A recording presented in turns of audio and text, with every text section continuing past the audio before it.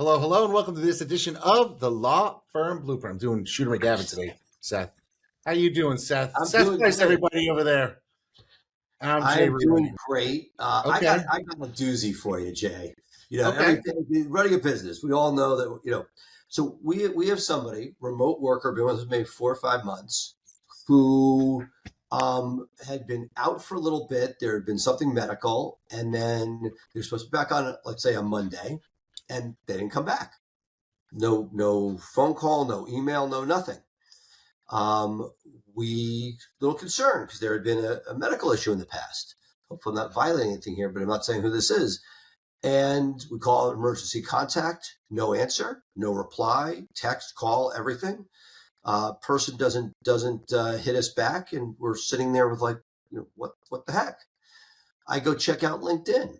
Person has never updated their LinkedIn to include our firm, and I'm like, So brings up a lot of stuff. As a firm owner, is this person in a coma and they just can't physically get back to us in any way, shape, or form? Are they Right. somebody who's ghosting us, like you might have been in the dating scenario? Well, maybe you did that when you were dating. I would never do something like that. I was done to me. I was never the person. So my question, Mr. J, is what do you do? Is you just assume like 99% this person is decided they are not working for us, but have not informed us of such. But there's a percentage chance that this person is not. So, are they U.S. based remote or overseas remote? U.S. based. Okay. Obviously, we don't want to get into too many details, but is it such that you can do a wellness check? That's on the checklist. Like, do we Yeah. send law enforcement out for a wellness check? That's where we're at. Do we have somebody else close enough, that could get there? Probably, maybe not. I mean, if you have somebody that lives 2 hours away that works there, the question is, where do you, as an employer, where does this fit in? that's a really tough. In your office, you feel like it's a different form of relationship. It's a person. They're a W-2 employee. They're not a contractor, presumably. right? And yeah, they are. No, it's an employee, and it's like, what do you do? At what point is where does your responsibility go? What to do next? Yeah, that's really tough because obviously, you care about your people, especially. I mean, this isn't somebody who came in for, the first week and on Thursday left and never came back. Like, they've been with you for what, 4 or 5 months? So Yeah, for the I can't say, again, crowdsourcing. I can't say a rock star, although we did have a recent, pretty significant blunder the person made before this went down. But look, we've talked about on prior shows about people having multiple jobs, about multiple this. Right. We could try to get to what I don't think there's a magic answer. All the stuff you've talked about, wellness check, emergency contact, all those things are being hit.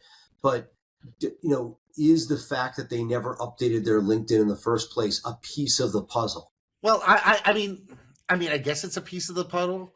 I mean, depending on what the role is, they may not be active on LinkedIn to begin with. I mean, they have a professionals, lawyers, paralegals, they may do it, but intake account, it just doesn't has their last place of employment sometime before ours. And I've seen this a lot when there are people.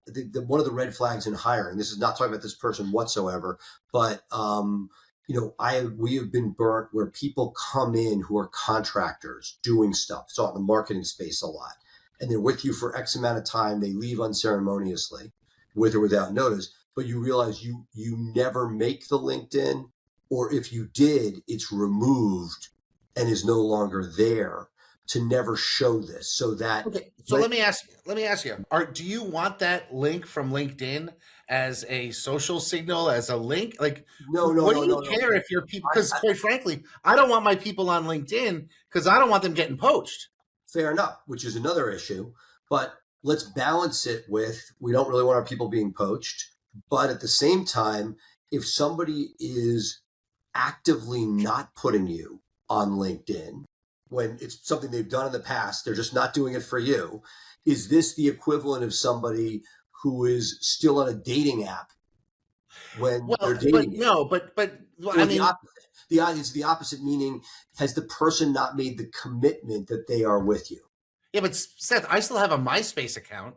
If you logged into MySpace right now, you would But see yeah, that but I'm it's because there. you're not active on it. So, but if you have somebody who's shown all their prior employment on LinkedIn, but not you, does that mean something? I don't know. I don't know if I could read into it that way because ostensibly they would have found a home, have no plan or desire to leave. So yeah, they haven't updated it because it's not something that's a priority to them. But look at Um, all the things that we see now with it. If it's not updated, is there a multi hustle going on, multiple well, I mean, jobs? one of the things that we do in my firm on day one is as part of our onboarding practice, we encourage everyone to make an announcement on their socials. Hey, I've started a new job. So Facebook, Instagram, they'll get a picture of their desk and they'll do all those things. And obviously LinkedIn could be or should be part of that as part of your, day one onboarding because there's a lot of things that have to get done paperwork wise and familiarity wise, but Well, this is also, something that let them know, let their friends know that they're working at a law firm. But let's say they I don't have a know let's say, if let's say they do something that's outward facing at some point in their employment, and somebody checks out who are they talking to, and they're not listed as working for you on LinkedIn. That to me, I mean, that's not nothing. Look, I yeah, but get if there's they're a coming whole from a Price Benowitz email address, I mean, I don't there's a know. whole side of the story of LinkedIn where there's a negative. We talk about it. As an Right. employer, it's a place that recruiters go to find people. I get that. But I am now crowdsourcing over the last decade, 2 decades, that what I am seeing is that not placing it, understood that they may not be as poachable, but at the same time, whenever something goes wonky, not right, and I go back and I look, the LinkedIn wasn't updated. Meaning the rational players at some level of professionalism are going to go and update a LinkedIn. And that when somebody doesn't, is it part of a hedge to see for several reasons? One, I'm not fully in, I haven't fully Right. committed to the place. And secondly, if it doesn't work out, I was never there. And that's what I see. Again, the red flag, which I'm very adamant about, is that if somebody has not had employment in 4, 6, 10 years, and they've been a contractor, and they say, Jay, I think you're so fantastic that I want to be a W-2 employee with you. I'm coming in, I'm off the market, and you don't see LinkedIn updated, to me, they haven't really fully in that you're just another client of theirs, and they're going to determine in X period of time whether or not they feel like being there. Well, and that's one of the things that I mean. Let's talk about it because I now have I told you before we came on the air. We just posted a new job because we need to hire. We want to hire 4 new people in intake by Labor Day. It's our summer mission, right? We're losing we're losing one to maternity leave, and she is a single mom in Honduras who's a kick-ass intake person. She's pregnant with twins. Her child's father lives in Right. Spain. I don't think she's coming back. Well, it was So not no time soon. no, we actually crafted a role because we love her.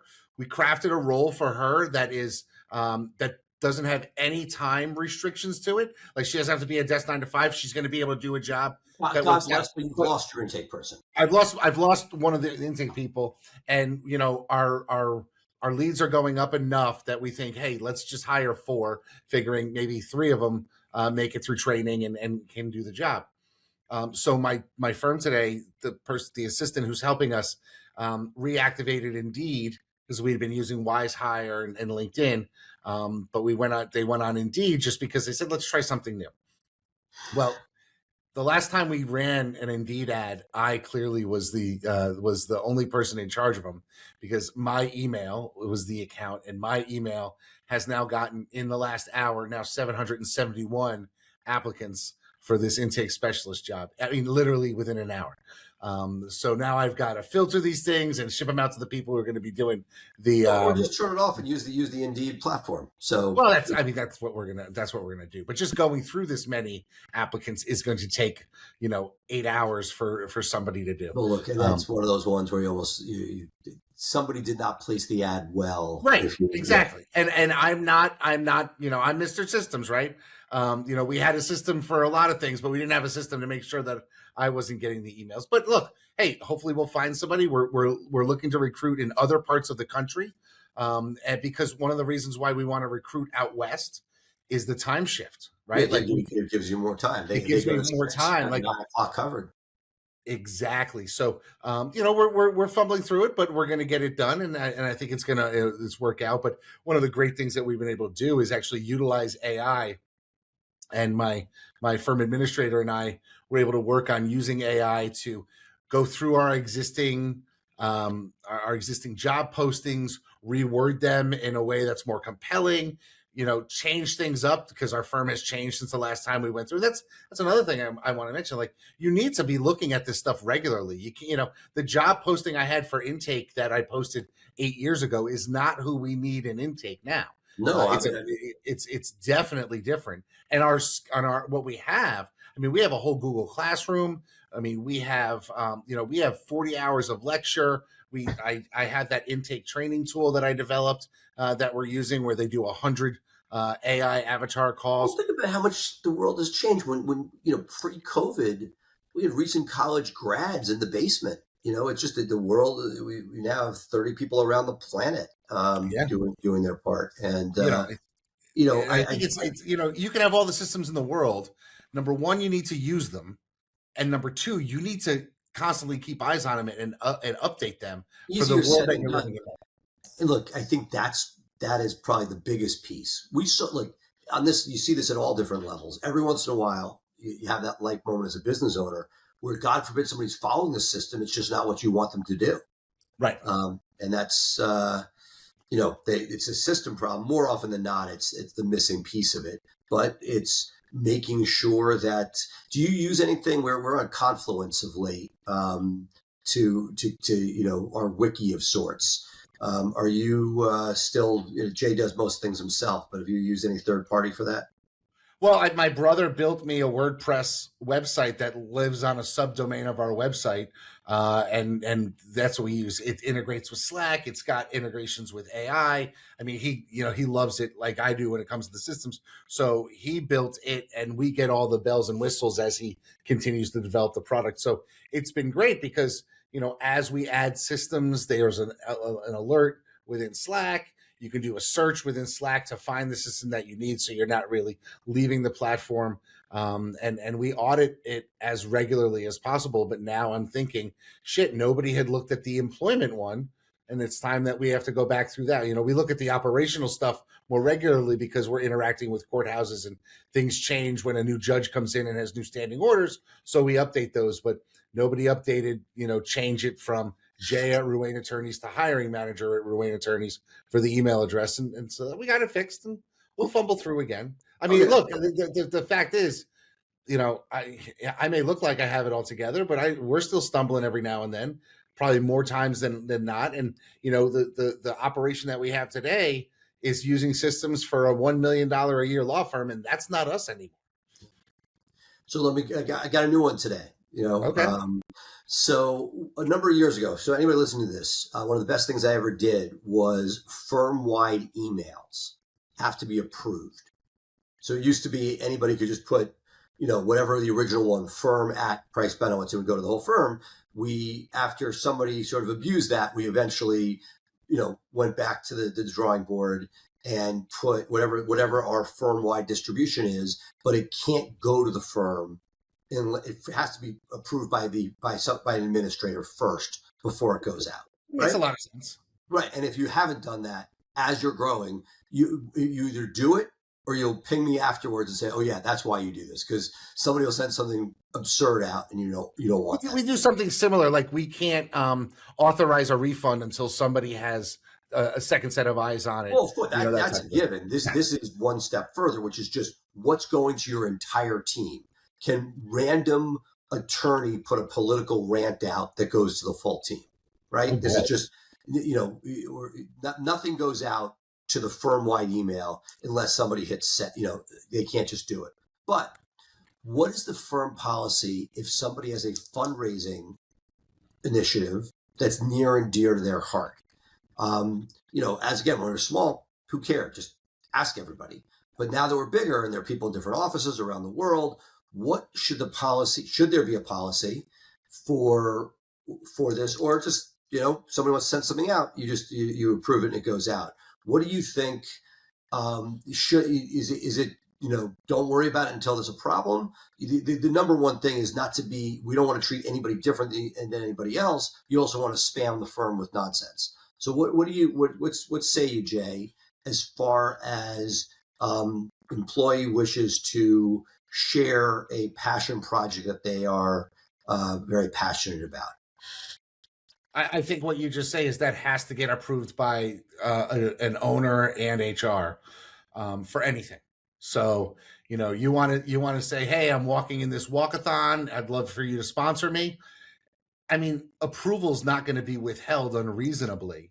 But I mean, with the subjects of politics and religion, obviously you never talk about and this wasn't. I wasn't talking about this. But this is fundraising. But what? And one of the other things that we do annually as a law firm is we identify 2 or 3 charities that we're going to, spend money on as a charity every year. And we include our people in the conversation and ask them to pitch us the 100%. organizations. And so I think everything needs to be approved.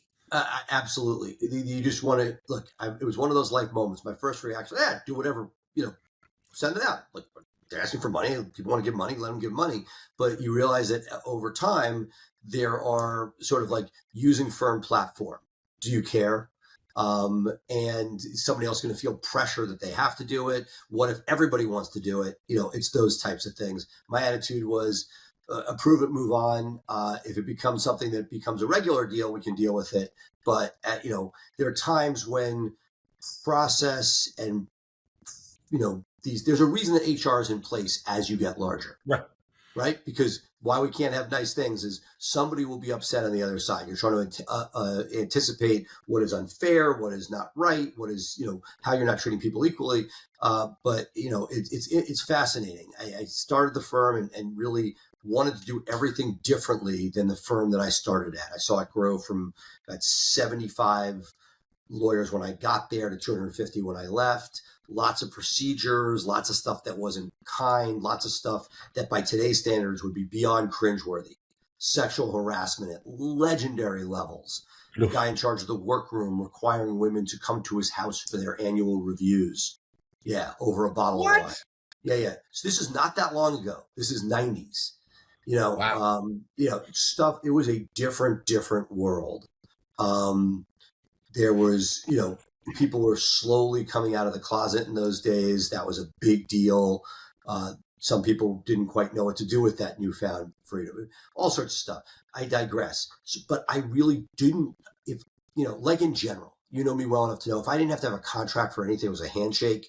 Send me the stuff, stops working, we stop doing business. It's hurt me in certain areas, there were people I had referral relations with that just but my attitude generally is you paper everything, you never get anything done. On the HR side, I wish I could just be like, yeah, sure, of course, do anything. What's the negative repercussion from not thinking beyond just, want to keep this person happy with a cause they're near and dear to their heart? Of course they should do it, versus should you give any further thought or regulation to it? Yeah, well, I mean, think about it in this context. We are a firm, with a lot of young families. I think I've told people we've got about 30 kids under 15 among all of my employees, including me. And the soccer team is doing a fundraiser. They're selling popcorn.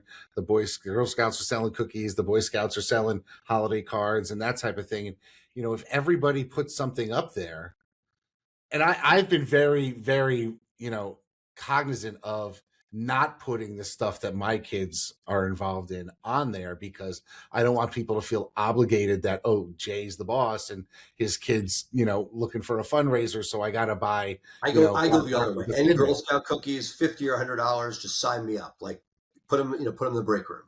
Right.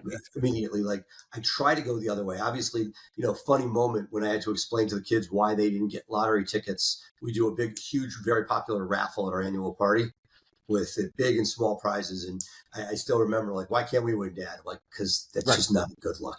You've already won in life, kids. That's what I tell my kids. Trust me, you've already won. But the thing is that, people feel obligated if their coworker puts it out. You don't want, and you don't know the financial pressures that, I mean, we pay well, but there's other people who are supporting extended family members, and you don't want people to feel bad or put out. So maybe the best policy is to say, hey, we're not doing this here. I don't want to be that guy. If it's like sometimes it has to do with the kid thing and this or that. Like and that's what I'm saying. The first reaction was that do whatever you want. But as Jay thinks about it, he's like at one end, do nothing. Could there be a Slack channel where you put the stuff? I mean, that's one answer. But I'd like to, like, part of me feels like you'll allow whatever it is to go on until it's a problem. Maybe sometimes it's too late. My lawyer wouldn't tell me that. So right. Well, that's exactly the thing. Like, at what point does it become a problem? Because it may not be a problem for Seth, but it could be a problem for 17 people. Right. Especially, I mean, one of the things that we make a hard rule on in onboarding is we don't discuss politics. In Slack, through the whole thing. Like, look, everyone's entitled to their own political opinions. We have people who I think really, in my firm, really run the spectrum. I mean, shit, my wife, you can't get more liberal than her. I mean, I don't think you could. And then we have some, paralegals and some attorneys who are very conservative. And so it's just better to not talk about politics at all. I'll throw one out. This was I believe, a former issue where what do you do when an employee is putting extreme views out on socials, where it's clear who they're not hiding. It's who they are. It's public. So it's not to their friends, and it's extreme one way or the other. Let's say outside of the current standard deviation. Maybe that's why you don't want them on LinkedIn. You don't want. This is not. Believe me. No, I'm just saying. I'm saying just generally. Believe me, my issues are back to call back to the beginning. I wish it would like if it was on LinkedIn, it would be what it was extreme enough stuff that generally, like, and LinkedIn's a great example. Most people are not doing political rants on there. That there are plenty of other platforms with political rants. But what is that something where how do you deal with stuff which is not in the four corners of the office, but four corners of the office doesn't really exist anymore in a lot of worlds, right? Is anything said on public facing social? This isn't like somebody's hitting the count, somebody's getting a screenshot. This is publicly available stuff. Do you care what somebody's putting out there? Well, I think that's part of your onboarding. And this is the kind of stuff that you only deal with after you've run into this problem. But I think in part of your onboarding, you say, now let's talk about the First Amendment, right? We are not a government. And things that you say can impact your job standing here at the office. And so you should know that if you post publicly, that's something that could impact your ability to stay with us, to advance with us, because you're a public facing member of our organization. And obviously coming into a law firm, how many people have you met in your life who are like, well, I have a First Amendment right to speak? You absolutely do. But I'm not the government, so I can. No, it's the most misunderstood piece, which is... Absolutely. But I think it's incumbent upon us as owners, especially as lawyer owners, to have that conversation on day one, because and as part of the onboarding, saying, "Hey, look," and the world changes. I remember early law firm. Some paralegal had all sorts of scantily clad photos on her socials. It seemed crazy. Today, friends' daughters have stuff significantly worse that we thought was, and they're not in the minority anymore. That what's on social, like how people dress, has, even in the social context, has changed dramatically. So it's, you never want to be cutting edge in stuff like that in general. Talking about, it is the whole number one goal for us is to do no harm. Right. Whether as a business, right? We talk about, we want to be edgy at the same time. The edge, hopefully, look, and there are times when you do stuff intentionally. Many plaintiffs' firms are very left leaning. They're like, you know Yes. what? If you're right leaning, that's great. But the whole reason we can advocate for you is because of laws that are there that are protected by this set of politicians. Okay, that you stood and sort of there are, I know, people out there that sort of just don't give an F, and that becomes their mantra. I'm sure at some level it could be client development in certain niches, but you want personality at the same time. What do you do to make sure you're not turning people off before they even get to know who you are as a firm? Yeah, and I don't know. I mean, I, I mean, I know people who want to know what side you're on because they'll only do business with people whose values or perspectives align with theirs. I know people who say, I don't want to know.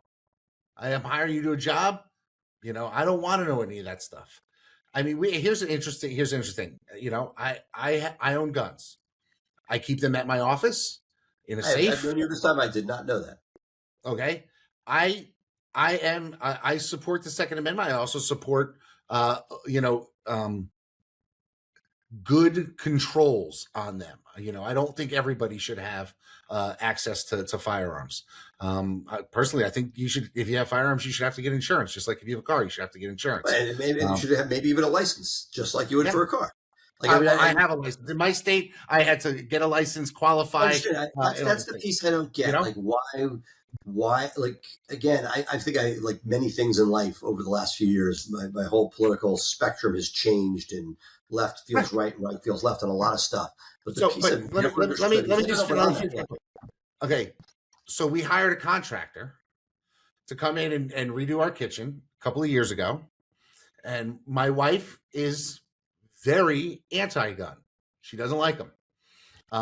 And when the contractor came in to talk to her, she happened to notice that he was carrying. And she said, Look, I'll hire you. You come very well recommended. I don't want that firearm in my house. And he said, That's Well, I don't not go anywhere without carrying it. And she goes, Lock it in your truck in the driveway. You'll be fine.